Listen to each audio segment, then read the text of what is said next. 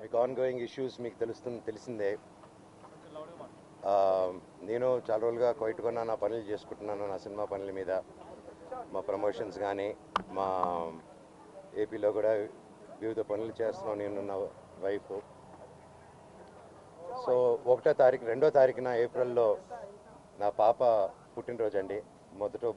First birthday. మేము వీళ్ళ side నుంచి ఏం కోరట్లేదు, ఏది అడగట్లేదు. ఫస్ట్ నుంచి I'm very clear about it. కావాలన్నీ ఇది ఫ్యామిలీ గొడవగా మార్చి అందరినీ పిచ్చోలు చేయడం తప్ప ఇంకేది లేదు. సో పాత విషయాలు పక్కన పెడితే మార్చ్ 27th మీకు ఆర్డర్ చెప్పేస్తాను క్లుప్తంగా. మార్చ్ 27 నేను పాడి షరీఫ్ సిఐ గారికి ఫోన్ చేశాను, 100కి డైల్ చేశాను. ఎందుకంటే నాకు మనుషులు జమ అవుతున్నారు ఇంటి బయట. సార్, నేను నా భార్య పిల్లలు ఉన్నాం ఇక్కడ, వద్దన అటాక్ అవుతుంది, మాకు టాక్స్ వస్తున్నాయి, దయచేసి మాకు ప్రొటెక్షన్ ఇవ్వండి అని 100 చేయడం జరిగింది. ఆ నైట్ కూడా సిఐ గారు పంపించి మమ్మల్ని ఇంటి బయటికి రమ్మన్నారు. నేను మేమెందుకు సార్ ఇంటి బయటికి రావాలని క్వశ్చన్ చేసి మీరు రాలేదు. ఆ నెక్స్ట్ రోజు మార్నింగ్ కూడా పోలీసులు ఉన్నారు, నేను షూటింగ్ వెళ్ళడం జరిగింది, నేను ఇక్కడ ఉండడం జరిగింది.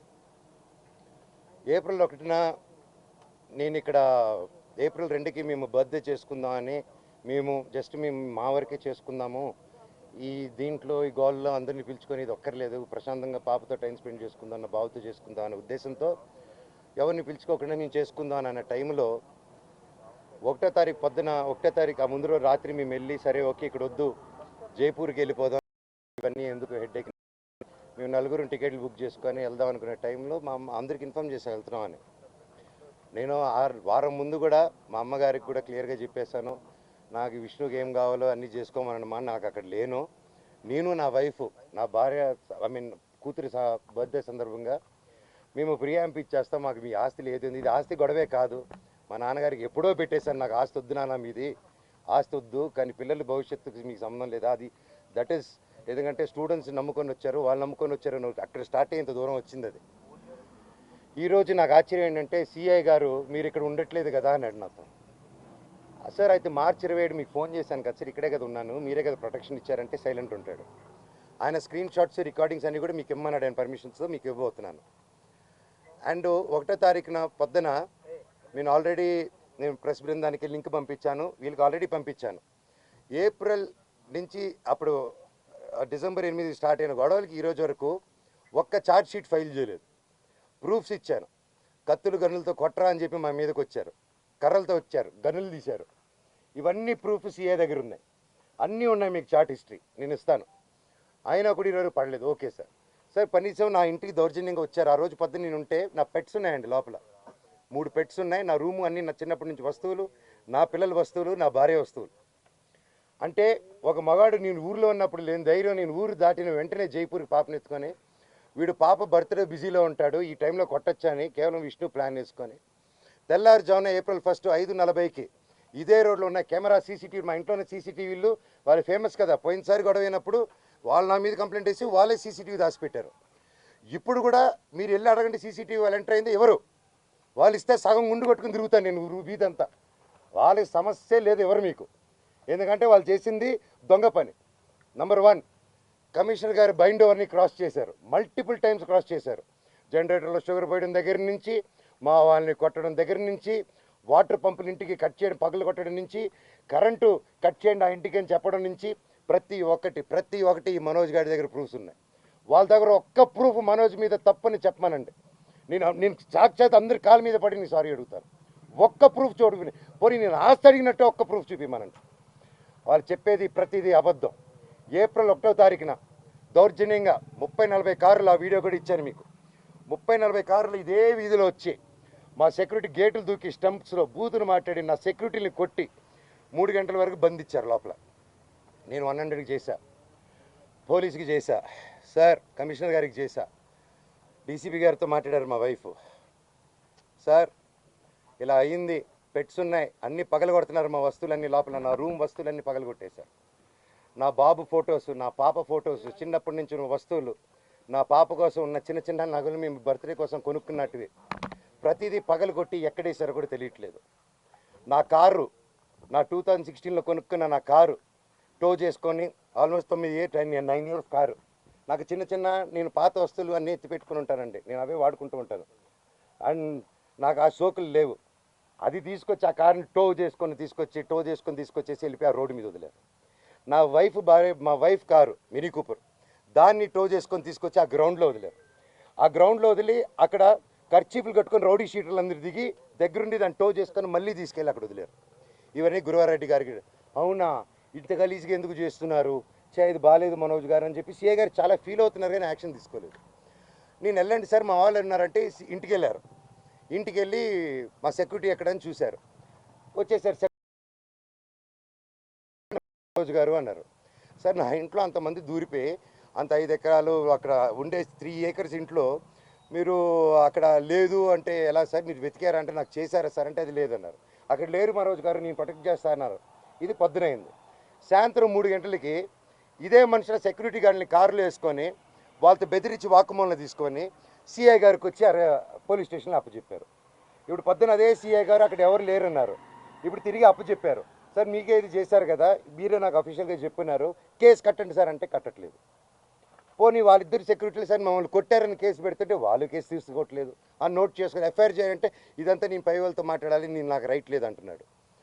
పోనీ నేను అక్కడ నేను జైపూర్ నుంచి ఒక పక్క పాప బర్త్డే సెలబ్రేట్ చేసుకుంటూ జైపూర్ నుంచి మెయిల్ పెట్టాను, సార్ ఇలా జరుగుతుంది, గివ్ ప్రొటెక్షన్, కనీసం నా పెట్స్కి ఏం చేయకుండా చూడండి అనేసి యాజ్ సింపుల్గా నేను పెట్టాను. దానికి కలెక్టరేట్కి పెట్టాను, అందరికీ పెట్టాను. పెడితే నో రిప్లై. దానికి నేను డిజిటల్ సిగ్నేచర్ చేసి పంపించాను, నో రిప్లై. ఇవంతా చెల్లవు అని చెప్పి సీఏ గారు చెప్పారు. పోనీ కంప్లైంట్ వచ్చింది కదా సార్, యాక్షన్ తీసుకుంటే లేదు. సరే నేను ఊరి నుంచి వచ్చాను, ఊరి నుంచి వచ్చింది ఇమీడియట్గా కంప్లైంట్ డ్రాఫ్ట్ చేసి. ఈ గ్యాప్లో ఏమైంది, అదే రోజు 1వ తారీఖు బార్జిన్ అయ్యారా, నేను జైపూర్కి వెళ్ళానా, అదే రోజు నైటు విష్ణు ఎక్కువ అతను ఫాలోయింగ్ కారు ఉంటుంది, ఎక్కువ కారులో అతను మనుషులు వచ్చి నా నార్సింగ్లో నా ఆఫీస్కి గోడలు దూకి లోపలికి వచ్చి నా కారుని దొంగ కీ పెట్టి స్టార్ట్ చేసుకొని ఆ కారు దొంగతనం చేశారండి. అంటే ఎందుకు ఇంత దరిద్రానికి దిగజారుతున్నాడో నాకు అర్థం కావట్లేదు. ఎందుకింత నేను కేవలం నా భైరవం, నా కన్నప్ప మీదకి నా భైరవం వదులుతాను, ఇది కాదు మనం పోట్లాడాలంటే ఎండి ధరల మీద పోరాడదాం, పని మీద పోరాడదాం, హెల్తీగా పోరాడదామని నా భైరవం వదులుదాం అనుకున్నాం సినిమా. ఇంకంతే భైరవం వదులుతున్నా అనేసరికి టెన్షన్ అయిపోయి కన్నప్ప పోస్ట్పోన్ చేసుకున్నాడు. ఆ కోపం ఎలా చేసుకోవాలో తెలియక నా మీద ఇదంతా రుద్దుతున్నారు. ఇమీడియట్గా డైవర్షన్.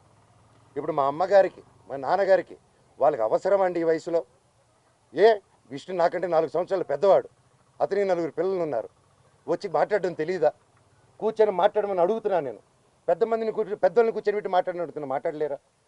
ఇవన్నీ కాకుండా ఇలా పోలీస్ ఆఫీసర్తో హైకోర్టు నుంచి నాకు ఆర్డర్ వచ్చిందండి. ఇది బాగా వినండి సార్, హైకోర్టు నుంచి క్లియర్ ఆర్డరు, నేను కానీ ఇక్కడ కానీ డిస్ప్యూట్ జరిగేంత వరకు మేము ఇక్కడ ఉండొచ్చు, ఇద్దరు నేను ఎవరు ఉండకూడదని చెప్పాల. కలెక్టరేట్ దగ్గరికి వెళ్ళారు, నేను అమ్మ నేను వచ్చి ఉండొచ్చు, నేను ఏం చేయట్లేదు, ఇదిగోండి అనేసి నా ఫైలు అప్పచెప్పాను నేను వాళ్ళకి. నేను వీళ్ళకి సినిమాలు పనిచేసినప్పుడు, నేను క్యాంపస్కి పనిచేసినప్పుడు ₹1 ట్రాన్సాక్షన్ వాళ్ళ దగ్గర నాకు వచ్చిందని చెప్పానండి. ఈ రోజు వరకు ఈ మనోజు ₹1 తీసుకోలేదు నా కుటుంబం నుంచి, ₹1 తీసుకోలేదు ఏ సినిమాకి. నేను బయట ప్రొడక్షన్ హిట్ కొట్టి బయట ప్రొడక్షన్లో చేసుకొని ఒకటి హిట్ కొడితే చాలు తీసుకొచ్చి ఇక్కడ లాక్ చేసేసాడు. విష్ణు కంపెనీలో 25 filmsలో నువ్వు చేయాలి, నువ్వు ఇప్పుడు ఆడగట్ట పేసుకొని చేయకపోతే విష్ణు కెరీర్ నిలబడదురా, నువ్వు ఆడగంటే అంటే నాకు కంఫర్టబుల్ లేదు, ఇప్పుడు I'm not ready for lady getup అన్నప్పుడు అంటే సెంటిమెంట్గా కూర్చొని పెట్టి లేదు విష్ణు కెరీర్ నీ చేతిలో ఉంది, వాడిని నిలబెడదాం హీరోగా, నువ్వు ఒక పర్ఫార్మెన్స్ నువ్వు కామెడీ చేస్తావు అంతా నువ్వు చేయి అంటే అన్న కోసం అమ్మాయి గెటప్ కూడా వేసుకొని యాక్ట్ చేశానండి. ప్రతిదీ చేశాను, వాళ్ళకి స్టంట్స్ డైరెక్ట్ చేశాను, సాంగ్స్ కంపోజ్ చేసి పెట్టాను, ప్రతి గొడ్డు చాకరీ చేసి పెట్టాను వాళ్ళకి. గ్రాఫిక్స్ నేను గ్రాఫిక్స్ చదువుకుంటే అతను గ్రాఫిక్స్ కంపెనీ పెట్టుకున్నాడు, మా నాన్న థియేటర్ పెట్టుకుంటే ఇతను సమోసాలు అమ్ముకుంటాడు. సో అది ఇతనికి ఉన్న ఇది, ఇట్స్ ఓకే. సో మొన్న ఇప్పుడు coming to the point, high court order ఇచ్చిందండి, మేము ఉండొచ్చు వాళ్ళు ఉండొచ్చు, వీక్లీ వన్స్ పోలీసు రావాలని. వీళ్ళు ఏం చేశారు, లోవర్ కోర్టుకి వెళ్ళి, అండ్ మాకు కేవేట్ వేస్తున్నాం అక్కడ, మీకు అందరికీ తెలిసేది, లోవర్ కోర్టుకి వెళ్ళి రంగారెడ్డి కోర్టుకి వెళ్ళి దొంగ డాక్యుమెంట్ ఇచ్చి కేవేట్ ఉందని అబద్ధాలు, కేవేట్ లేదని అబద్ధాలు చెప్పి జడ్జి గారికి దొంగ ఆర్డర్ తీసుకొచ్చారు. కోర్టుని చీట్ చేశారు, కోర్టుని చీట్ చేసి స్టే తెచ్చారు. ఆ స్టే కూడా నాకు రాలేదండి. నేను ఇంట్లో నుంచి బయలుదేరడం, ఇల్లంతా ధ్వంసం చేసి పోలీసులు చెప్పా నాకు నోటీస్ వచ్చింది తెలియదు, ఏం తెలియదు, ఇంట్రా రాజ్యాంగం ధైర్యం అనుకుని సార్ ప్లీజ్ సార్ అంటున్నాను, వినట్లేదు. 3వ రోజు నేను ఇక్కడికి వచ్చిన సార్ ఏం జరుగుతుందంటే మీ మీద ఆర్డర్ వచ్చింది సార్ అన్నాడు. ఆర్డర్ ఏంటి సార్, స్టే ఎందుకు వస్తుంది, కేవేట్ ఉంది సార్ హైకోర్టులో, ఆర్డర్ ఎలా వస్తుంది సార్ అన్నాను. ఇదిగోండి అంటే మేము కనుక్కుని, మాకు ఎవరు పంపించలేదు, పోస్ట్ రాలేదు, ఏం రాలేదు, ఒకసారి కనుక్కోండి. సో ఆర్డర్ రాలేదు మాకు. ఇది రాగానే నేను ఛాలెంజ్ చేశాను కోర్టుది.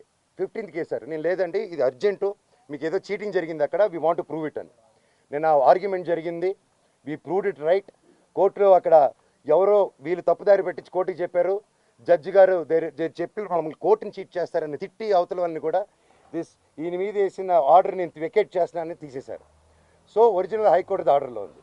ఇప్పుడు నేను ఇక్కడికి వచ్చాను, మా ఇంట్లో ఎవ్వరూ లేరు, మొత్తం anti social elements, rowdy sheeters, police లాఠీలు పెట్టుకొని ఈ అమ్మ ఫోటోలు తీసింది. ఈ అమ్మని ఆపేస్తే మీరు ఎవరు రాలేదు, అమ్మ నా బెండెక్కమ్మ అని చెప్పి ఈ తల్లిని తీస్తుంది. సిఐ వచ్చారు, సిఐ వచ్చేసి పాప మీద పట్టుకొని తోయడం, పోలీసు అందరికీ నేను అడ్డుపడిపోయాను. నా ముందు చేయకండి సార్, నా ముందు చేయకండి అని చెప్పేసి అడ్డుపడిపోయి పెళ్ళు ఇంకో టీవీ ఇంకో ఆయన వచ్చి లాగేశారు. అంటే మోహన్ బాబు గారు ఇంటి దగ్గరికి వస్తే ప్రెస్ అయినా కొడతారు, పోలీసులైనా వచ్చి ప్రెస్ని కొట్టేస్తారు. నాకు కోసం వచ్చి నా వల్ల మీకు అదైనందుకు ఐఎమ్ రియలీ సారీ తల్లి. ఒక అన్నగా నేను ఎప్పుడు ఉంటాను, ఐఎమ్ సారీ. బట్ మీరు అంత గట్టిగా పోరాడారు, నిలబడారు, థ్యాంక్ యూ. తప్పు లేనప్పుడు మిమ్మల్ని ఎందుకు సార్ ఆపుతున్నారు అక్కడ రాకుండా? నేను రమ్మంటున్నాను ప్రెస్ని, నేను ఎక్కడికైనా వచ్చి మాట్లాడుతుంటున్నాను, ఎందుకు ప్రెస్ని రానియట్లేదు? నేను ఒకటే అడిగాను, సార్ హైకోర్టు ఆర్డర్ ఇదిగోండి, మీకు కూడా షేర్ చేసి మీకు హైకోర్టు ఆర్డర్ ఇచ్చాను, లోవర్ కోర్టుది చీటింగ్ చేశారు, కమిషనర్ గారు బాండు, ఇవి 3 ఉన్నాయి, ఇవి చల్లవంటాడు. పోనీ రాసి ఉండంటే మీరు రాయకూడదు అంటారు, పోనీ ప్రెస్కి చెప్పమంటే మేము చెప్పమంటారు. సరే ఏ అధికారంతో నా ఇంట్లో మీ ఇంటికి వెళ్ళేదని మీకు ఆర్డర్ కావాలంటాడు, మీరు ఇంటికి వెళ్ళేదని మీరు ఆర్డర్ తీసుకుంటున్నారా సార్ అని. లేదు మీ నాన్న చెప్పాలి మాకు అంటున్నారు. సార్ అది కోర్టులో ఉంది సార్, మీరు ఎందుకు మా నాన్న మాట వింటున్నారు, మీరు కోర్టు మాట వినాలి కదా సార్ ఏపీ గారు అంటున్నాను. లేదు సిఏ గారు ఏసీపీ గారు లేరు, మోహన్ బాబు గారు చెప్పాలి అంటున్నారు. సార్ ఇది ఎక్కడ నేను సార్ ఇంటి లోపల మా నాన్న లేరు, ఎవరు లేరు, మా పెట్స్ ఉన్నాయి, 25 మంది రౌడీ షీటర్లు ఉన్నారు. నేను డ్రోన్ పంపిస్తాను సార్ చూడండి సార్ అంటే పంపించద్దు, నేను చూడకూడదు. పోనీ నేను ఇక్కడ ఉంటాను సార్, మీరు లోపలికి వెళ్ళిన పెట్స్ నేను కుక్క పిల్లలన్నీ ఇచ్చేయండి సార్, తీసుకెళ్ళిపోతాను. 3 ఉన్నాయి సార్, వాళ్ళు నీళ్ళు పెడుతున్నారు, ఏం పెడుతున్నారు, ఎండాకాలం మేము చూసుకుంటాను సార్, పిల్లల్లా పెంచుకుంటాం వాటిని, మేము నా కాదు మీరు వెళ్ళి తండ్రి సరే దండం పెట్టుకున్నాను, కాలు పట్టుకుంటాను సార్ అన్నాను. నేను కళ్ళల్లో నీళ్ళు వచ్చేసింది, ఆ పెట్స్ వచ్చేసి గేటు సందుల్లో. మీకు సీఎం రేవంత్ రెడ్డి గారిని, బట్టి విక్రమార్క గారిని, ప్రతి ఒక్కరిని, లీడర్స్ని, పోలీస్ డిపార్ట్మెంట్ని, కోర్టుల్ని, కలెక్టరేట్ని, హ్యూమన్ రైట్స్ని, ఇది అన్యాయం అండి. కోర్టు ఆర్డర్లతో వచ్చినా కూడా అలో చేయట్లేదు, గొడవ జరగలేదు, నా ఇంటికి వెళ్తుంటే నన్ను అలో చేయట్లేదు. సరే ఏంటో చెప్పండి అంతే అడుగుతున్నాను. నాకు సిఐ గారు ఏసీపీ గారు నన్ను ఎందుకు ఈరోజు అలో చేయలేదని మాత్రం నాకు ఒక లెటర్ ఇస్తే నేను జడ్జికి పెట్టుకుంటాను. సార్ హైకోర్టులో మీరు ఇచ్చింది నన్ను పంపిరంట, లోవర్ కోర్టులో ఇచ్చింది పంపిరంట, మీరు బైండ్ ఓవర్ ఇచ్చింది నాకు వర్తిస్తుంది, విష్ణుకి వర్తించిందంట. విష్ణుకి 25 మంది సెక్యూరిటీ వాళ్ళు పెట్టుకోవచ్చు సార్, మేము ఎలా అడుగుతాం అంటున్నారు. ఆ వీడియోలన్నీ నా సెల్ ఫోన్లో ఉన్నాయి, నా సెల్ ఫోన్లో తీస్తుంటే వాళ్ళని వచ్చి లాక్కుంటున్నారు.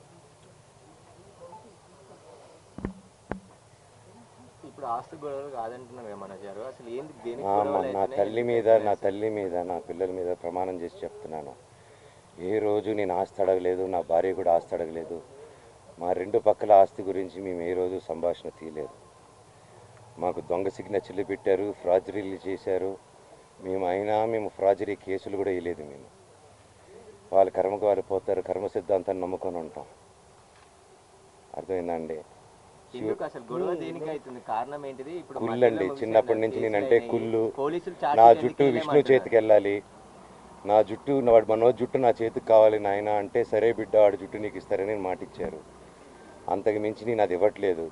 క్యాంపస్ది అడిగాను, చేసే మనీ స్విండలింగ్ గురించి అడిగాను, ఆ డబ్బు విష్ణు చేసే దొంగతనాల గురించి అడిగాను, పిల్లల దగ్గర దోచుకునే దాని గురించి అడిగాను, లోకల్ ప్రజలను దోచుకునేది అడిగాను, ప్రూఫ్లు హ్యాండ్ ఓవర్ చేశాను, అన్నీ చేస్తున్నాను సార్. దయచేసి నన్ను ఎందుకు మాట్లాడే స్కోప్ ఇవ్వట్లేదు, కోర్టు ఆర్డర్ నన్ను ఎందుకు అలో చేయట్లేదు అడగండి.